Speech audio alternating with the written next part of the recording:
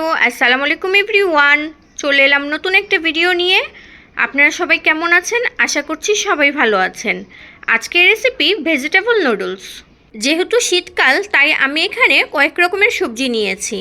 এই কয়েক রকমের সবজি দিয়েই তৈরি করে দেখাবো পারফেক্ট ভেজিটেবল নুডলস। সবগুলো সবজি আমি সাইজ মতো কেটে নিয়েছি।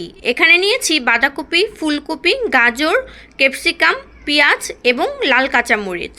আর নুডলসগুলো আমি আগে থেকে চুলায় সিদ্ধ করে নিয়েছি। চলুন তাহলে রান্নায় চলে যাই। চুলায় প্যান বসিয়ে দিয়েছি। এখন দিয়ে দিব পরিমাণ মতো তেল।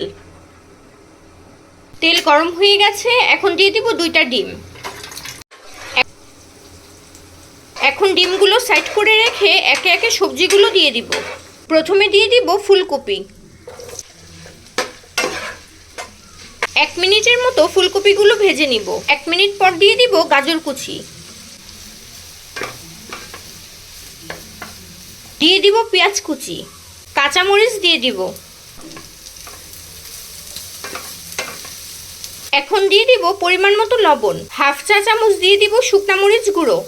ঝালটা যে যেমন খেতে পছন্দ করেন ঠিক সেই পরিমাণে কাঁচামরিচ দিতে হবে। দেখুন সবগুলো একসাথে ভালো করে নেড়ে নিয়েছি। এখন এই পর্যায়ে দিয়ে দিব বাঁধাকপি কুচি। এখানে নিয়েছি নুডলসের মশলাগুলো দিয়ে দিয়েছি। এখন ভালো করে নেড়ে নিব। এই পর্যায়ে দিয়ে দিব 1 টেবিল চামচ পরিমাণ হট টমেটো সস। সবজিগুলো এভাবে চুলে 5 মিনিট ভেজে নিব। 5 মিনিট পর দিয়ে দিব সিদ্ধ করে রাখা নুডলসগুলো। কেটে রাখা ক্যাপসিকামগুলো দিয়ে দিব। এখন সবগুলো একসাথে ভালো করে নেড়ে নিব।